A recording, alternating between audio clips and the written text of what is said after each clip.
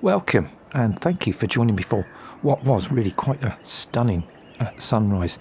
This break in the weather was forecast, but unfortunately for the morning only.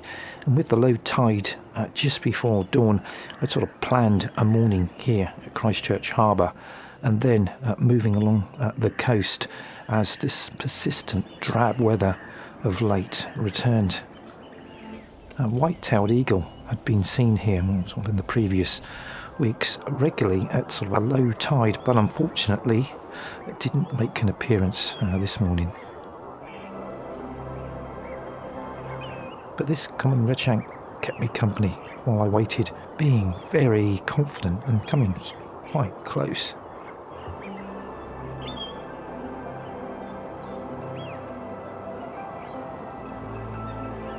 This gives me a really good opportunity for a side-by-side comparison with the spotted redshank from last week's episode.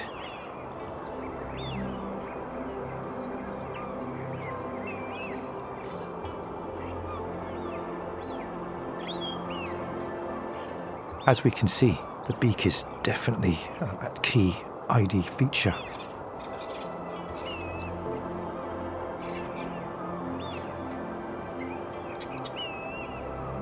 By mid-morning, I decided to leave as the high tide covered the sandbanks and drove to Farlington Marshes. I was interested to see for myself the reported ravaging of the reed beds by the flooding of the marsh with salt water. This was a view of the extensive reed beds captured at this time last year, and note the level of the water showing the mudflats for the waders.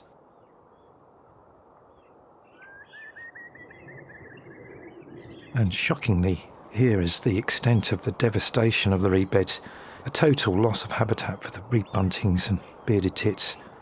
And with the excessive water level, certainly few of the waders are visiting.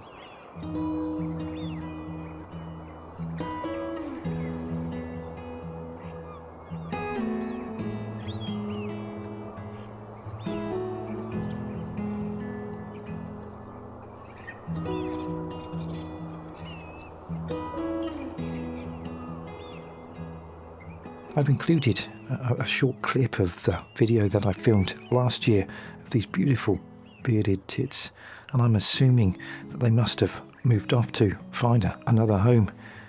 I'll certainly sort of need to seek out an alternative location over the Christmas period if I tend to film these beautiful birds again.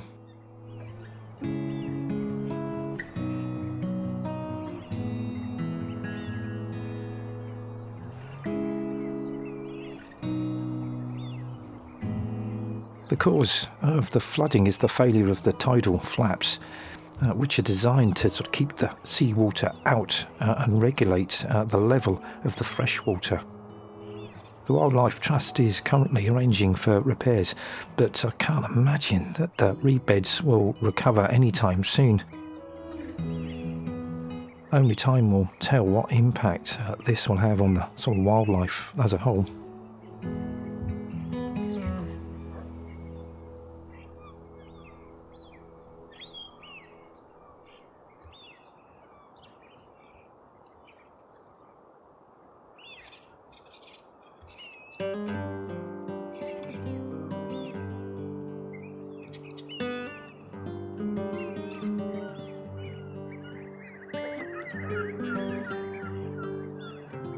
With a brief break in the weather, it was nice to see these stone chats.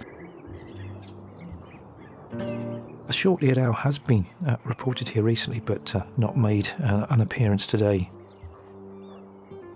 I was really pleased to see this rock pipit feeding on the seaweed, floating close against the seawall.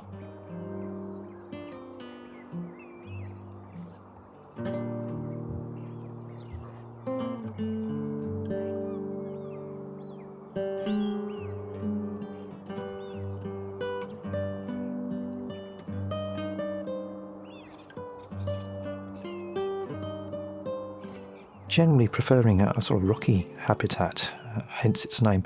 It's a resident bird found primarily around the coasts.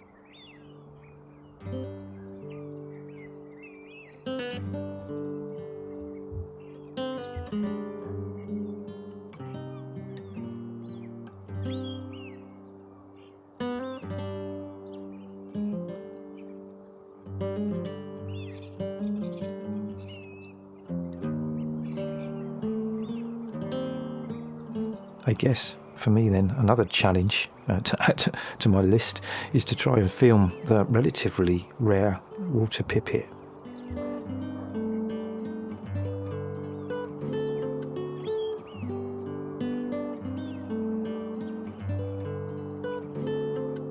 With dusk approaching, decided to walk slowly back to the car park, seeing this perched kestrel looking quite intently at the grassland below.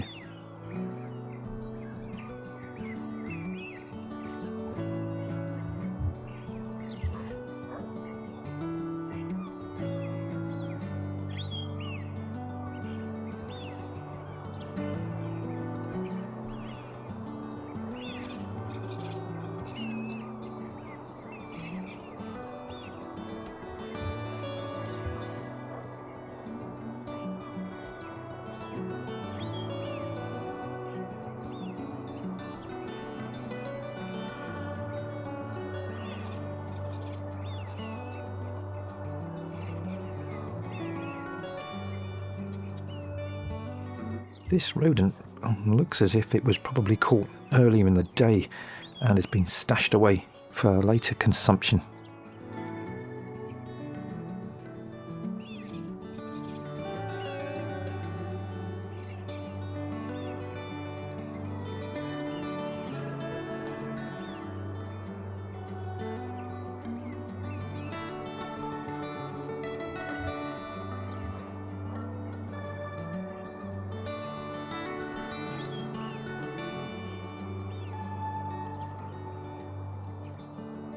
It was certainly an interesting day, if a little sad to see the loss of this habitat. I hope we see a sort of positive outcome to the repairs and the restoration of the reed beds. Imagine if they do return at all, it will be over several years. Hopefully, when you join me for a cup of coffee in the next one, the mood will be slightly brighter along with the weather.